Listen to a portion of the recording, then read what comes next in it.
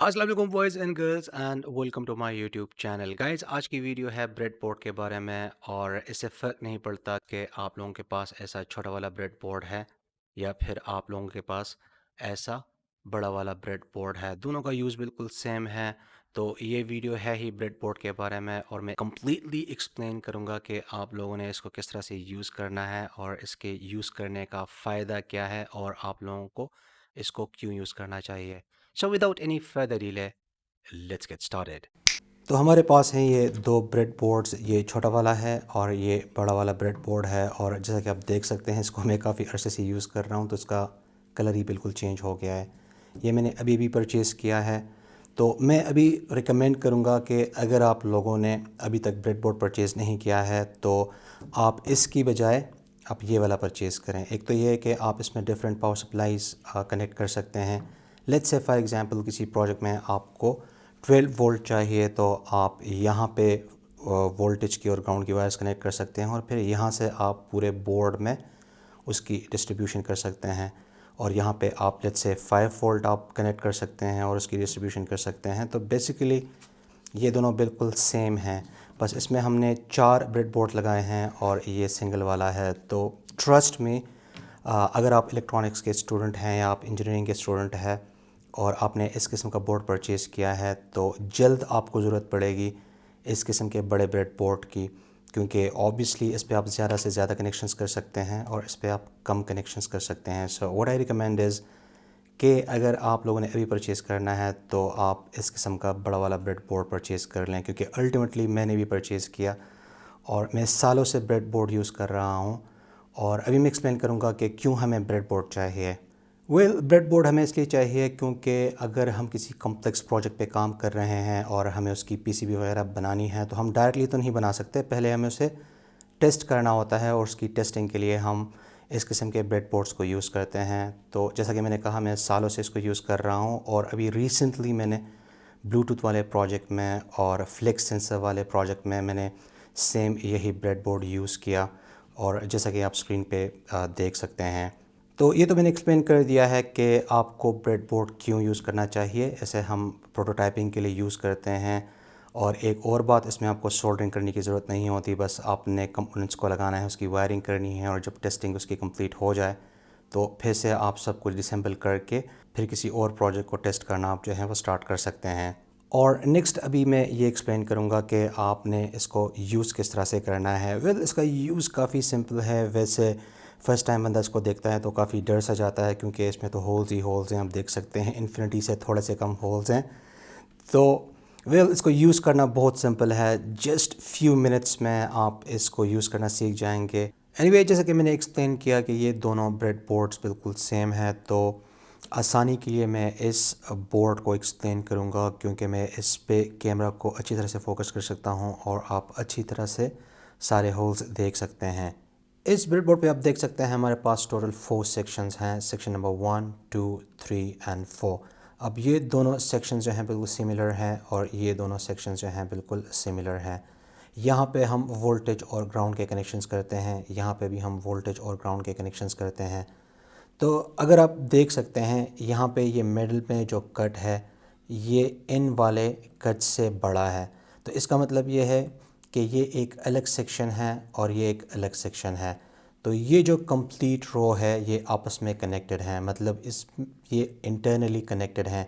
अगर आप यहाँ पे और यहाँ पे डिजिटल मल्टीमीटर को कनेक्ट करेंगे, आप उसको कंटिन्यूटी पे सेट करेंगे तो आपको बीप की आवाज़ आएगी। तो इसका मतलब ये है कि ये इंटरनली कनेक्टेड है और ये वाली रो जो है इंटरनली कनेक्टेड है, लेकिन ये दोनों रोज़ जो हैं आपस में कनेक्टेड नहीं हैं। तो ये जो छोटे कॉलम्स हैं ये एक दूसरे के साथ कनेक्टेड नहीं है। तो इसका फ़ायदा क्या है? लेट्स से आपके पास दो पावर सप्लाईज़ हैं, 5 वोल्ट की और 12 वोल्ट की। तो आप चाहते हैं कि आप 12 वोल्ट यहाँ पे यूज़ करें, तो आप एक वायर यहाँ पे लगा दें वोल्टेज की और ग्राउंड की आप यहाँ पे लगा दें। तो ये जो बाकी जितने होल्स हैं यहाँ तक, आप इनसे वोल्टेज और ग्राउंड जो है बाकी सेक्शन में आप डिस्ट्रीब्यूट कर सकते हैं। The same thing applies over here. आप यहाँ पे 5 वोल्ट का कनेक्ट कर दें और यहाँ पे ग्राउंड का कनेक्ट कर दें और बाकी इन होल से फिर आप 5 वोल्ट और ग्राउंड के कनेक्शन जो हैं पूरे ब्रेड बोर्ड पे डिस्ट्रीब्यूट कर सकते हैं। इस पॉइंट को अच्छे से समझाने के लिए आप देख सकते हैं मैंने दो जंपर वायर्स को कनेक्ट कर लिया है, एक इसके बिल्कुल एक्सट्रीम एंड पे और एक मैंने स्टार्ट में कनेक्ट किया हुआ है और डिजिटल मल्टीमीटर मैंने ऑन किया हुआ है और इसको मैंने कंटिन्यूटी पे सेट किया हुआ है। तो अभी अगर मैं इन दो टर्मिनल्स को कनेक्ट करूँगा तो बीप की आवाज़ आएगी। जैसा कि आपने सुना बीप की आवाज़, तो इसका मतलब ये है कि ये रो जो है यहाँ से लेके यहाँ तक कनेक्टेड है। अब अगर मैं इस वायर को इस दूसरे सेक्शन में शिफ्ट कर दूँ, यहाँ पे आप देख सकते हैं ये मिड इसका, तो अभी इसकी आवाज़ जो है नहीं आएगी, राइट, क्योंकि ये वाली जो रो है इससे आइसोलेटेड है और इस तरह से ये बॉटम वाली रो जो है इससे आइसोलेटेड है। सो जैसे मैंने इस टॉप साइड की टेस्टिंग की है, सेम इस तरह से मैं इस बॉटम साइड की भी टेस्टिंग कर सकता हूँ, लेकिन दोनों जो है आइडेंटिकल हैं तो इसकी ज़रूरत नहीं है। जस्ट मैं फिर से आप लोगों को रिमाइंड कराता चलूँ कि आप देख सकते हैं ये जो मिड है और यहाँ पे भी मिड आप देख सकते हैं, तो ये साइड के जो रोज़ हैं ये कम्प्लीटली आइसोलेटेड हैं इस साइड के रोज से, और सेम इसी तरह यहाँ पे भी ये कॉन्सेप्ट है। अब अगर आप इन दो सेक्शंस को देखें तो ये बिल्कुल आइडेंटिकल हैं, तो अगर आपको एक सेक्शन की समझ आ जाती है तो ये भी सेम एग्जैक्टली ऐसा ही है। तो जैसे कि आप देख सकते हैं इन दोनों सेक्शंस में जो है होल्स को कॉलम्स में और रोज़ में डिस्ट्रीब्यूट किया हुआ है।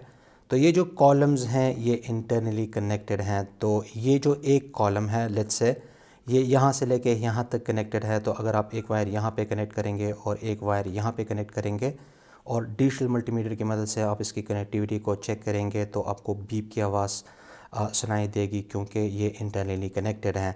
लेकिन ये कॉलम इस कॉलम के साथ कनेक्टेड नहीं है, मतलब अगर आप एक वायर यहाँ पे कनेक्ट करेंगे और एक वायर यहाँ पे कनेक्ट करेंगे तो आपको बीप की आवाज़ नहीं आएगी। लेट्स से आपने एक सेंसर को इन 4 होल्स में जो है इंसर्ट कर लिया है, तो आप यहाँ पे जो पिन है इसके साथ आप वायर इन बाकी होल्स में से किसी भी एक होल के साथ कनेक्ट कर सकते हैं, and similarly for these other holes. So ये पॉइंट एक्सप्लेन करने के लिए आप देख सकते हैं मैंने दो जंपर वायर जो हैं कनेक्ट कर लिए हैं, एक टॉप के होल पे और एक इस साइड के होल पे, और आप देख सकते हैं मल्टीमीटर जो है अभी भी कंटिन्यूटी पे सेट है। तो अगर मैं इसके साथ टर्मिनल्स को कनेक्ट करूँगा तो आपको बीप की आवाज़ सुनाई देगी। सो इसका मतलब ये है कि ये जो है कॉलम जो है कम्प्लीटली कनेक्टेड है यहाँ से लेके यहाँ तक, और अगर मैं इसको हॉरिजॉन्टली कनेक्ट करूँ यहाँ पे तो अभी आपको बीप की आवाज़ नहीं आएगी। सो अभी बीप की आवाज़ नहीं है, तो इसका मतलब ये है कि कॉलम यहाँ से लेके यहाँ तक कनेक्टेड है, ये भी यहाँ से लेके यहाँ तक कनेक्टेड है सब कॉलम्स के लिए। इसको मज़ीद अच्छे से समझाने के लिए अब मैं इस एलईडी को और रजिस्टर को ब्रेडबोर्ड पे कनेक्ट करूँगा, ताकि मैं प्रैक्टिकली एक्सप्लेन कर सकूँ कि हमने किस तरह से इनको कनेक्ट करना है आपस में और किस तरह से हमने वोल्टेज और ग्राउंड के वायर्स को कनेक्ट करने हैं। तो जैसे कि आप देख सकते हैं मैंने एलईडी और रजिस्टर को सीरीज़ में कनेक्ट कर लिया है। आप देख सकते हैं एलईडी का जो एनोड लेग है वो इस कॉलम में है और कैथोड लेग जो है वो इस कॉलम में है। रजिस्टर को मैंने इसके कैथोड के साथ कनेक्ट कर लिया है, तो आप देख सकते हैं कैथोड लेग जिस कॉलम में है उसी कॉलम में मैंने रजिस्टर का ये वाला जो लेग है वो कनेक्ट कर लिया है। तो अब ये लेग और ये लेग ये दोनों आपस में कनेक्टेड हैं। यहाँ पे मैं ग्राउंड को कनेक्ट करूँगा और यहाँ पे मैं 5 वोल्ट को कनेक्ट करूँगा। तो इसके लिए आप देख सकते हैं मेरे पास ये 5 वोल्ट और 3 एम्प्स की पावर सप्लाई है, तो मैं इसको कनेक्ट कर लूँगा। तो जैसा कि मैंने एक्सप्लेन किया था स्टार्ट में कि यहाँ पे हम जो है वोल्टेज और ग्राउंड के वायर्स कनेक्ट कर सकते हैं, तो टॉप रो में मैं 5 वोल्ट को कनेक्ट कर लूँगा और बॉटम वाली रो में मैं ग्राउंड को कनेक्ट कर लूँगा। अब यहाँ से मैं 5 वोल्ट और ग्राउंड के कनेक्शन जो हैं यहाँ पे डिस्ट्रीब्यूट कर सकता हूँ। वैसे तो मैं इसको यहाँ पे डायरेक्टली भी कनेक्ट कर सकता हूँ अगर आपके पास और कंपोनेंट्स नहीं हैं। तो जस्ट एक्सप्लेन करने के लिए चलें हम यहाँ से इसके कनेक्शंस लेते हैं। तो हमने सिंपली क्या करना है, टॉप वाले साइड पे हमने 5 वोल्ट के लिए वायर कनेक्ट करनी है, तो हम इसको यहाँ से कनेक्ट करके इसको एनोड के साथ कनेक्ट कर लेंगे। तो जैसा कि मैंने कहा था कि ये कॉलम जो है इंटरनली कनेक्टेड है, तो इन होल्स में से मैं किसी में भी इसको कनेक्ट कर सकता हूँ। सो लेट्स से मैं इसको यहाँ पे कनेक्ट कर लेता हूँ बिल्कुल एंड पे, और फिर मुझे एक और ग्राउंड के लिए वायर चाहिए, तो मैं इसको इस बॉटम वाले रेल से मैं इसको कनेक्ट कर लूँगा। तो यहाँ से पकड़ लूँगा मैं इसको और इसको रजिस्टर के इस लेग के साथ कनेक्ट कर लूँगा। तो अभी आप देख सकते हैं इन नोड के साथ 5 वोल्ट कनेक्टेड है कि थर्ड लेग जो है वो रजिस्टर के इस लेग के साथ कनेक्टेड है, और ये जो दूसरा लेग है रजिस्टर का उसको मैंने ग्राउंड के साथ कनेक्ट कर लिया है। अब अगर मैं पावर सप्लाई को कनेक्ट करूँगा तो ये इसको ऑन होना चाहिए।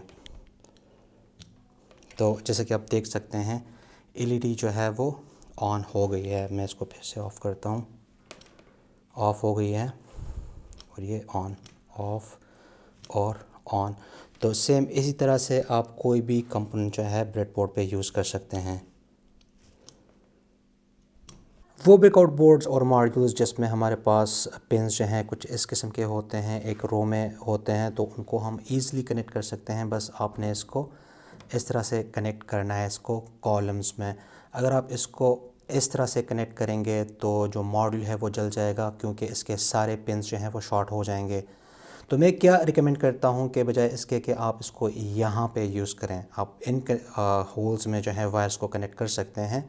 मैं क्या रिकमेंड करता हूँ कि आप लोग हमेशा इसको यहाँ पे यूज़ करें और इसके बैक साइड से आप वायर्स लें, ताकि आपका मॉडल जो है वो क्लियरली नज़र आए। तो इस तरह से आपका जो सर्किट है वो काफ़ी नीट एंड क्लीन होगा। और ऐसे ब्रेकआउट बोर्ड्स और मॉड्यूल्स या कंट्रोलर बोर्ड्स जिसमें हमारे पास जो लेग्स होते हैं वो दोनों साइड्स पे होते हैं, जिस तरह आप देख सकते हैं यहाँ पे भी रो है और यहाँ पे भी है। इसको कनेक्ट करने के लिए फिर हम इन दोनों सेक्शंस का यूज़ करते हैं। तो इसको हम इस तरह से मिडल में इस तरह से कनेक्ट कर लेते हैं। तो यहाँ पे भी हमारे पास होल्स हैं और हमारे पास जो हैं इस साइड पे भी होल्स हैं, तो हम फिर यहाँ से और यहाँ से कनेक्शंस ले सकते हैं। और सेम यही चीज़ जो है इस किस्म के स्मॉल आईसीज़ पे भी इम्प्लीमेंट होती है। जब भी आप कोई आईसी वगैरह यूज़ करें या कंट्रोलर बोर्ड यूज़ करें तो आप इसको इस तरह से यूज़ करें। तो मैंने ऑलरेडी एक्सप्लेन किया था कि ये जो सेक्शन है और ये जो सेक्शन है बिल्कुल सेम है, लेकिन ये आपस में कनेक्टेड नहीं है। तो इस साइड पे जो कॉलम्स हैं अभी आप इसमें वायर कनेक्ट कर सकते हैं, और इस साइड पे जो कॉलम हैं अभी आप इसमें वायर्स कनेक्ट कर सकते हैं। तो होपफुली आप लोगों को समझ आ गया होगा कि आप लोगों ने कॉलम्स को किस तरह से यूज़ करना है, और फिर आप लोगों ने रोज़ को किस तरह से यूज़ करना है, किस तरह से डिफरेंट पावर सप्लाईज़ को आपने यूज़ करना है, किस तरह से वायर्स को डिस्ट्रीब्यूट करना है। तो काफ़ी सिंपल है ब्रेडबोर्ड को यूज़ करना। और मैं ये रिकमेंड करूँगा कि जब आप ब्रेडबोर्ड को परचेज़ करें तो आप अपने हाथों से डिजिटल मल्टीमीटर पे इसकी चेकिंग करें, ताकि आप लोगों को अच्छी तरह से सब कुछ याद हो जाए। बस एक बार आप लोगों ने इसको सीख लिया कि इसको इस तरह से यूज़ करना है, तो फिर आप किसी भी कॉम्प्लिकेटेड प्रोजेक्ट में इसको यूज़ कर सकते हैं। और let me remind you one more time कि ये जो ब्रेड बोर्ड है this is one of the must have tools जो आपके लैब में होना चाहिए, आपके वर्कशॉप में होना चाहिए, या अगर आप इंजीनियरिंग के स्टूडेंट हैं तो आपके साथ आपके रूम में ये होना चाहिए, क्योंकि आपको इसकी ज़रूरत पड़ सकती है प्रोजेक्ट्स को टेस्ट करने के लिए। सो गाइज आज के लिए बस इतना ही, and I hope you like this episode. Like and share this video with your friends. See you in next episode and thanks for watching.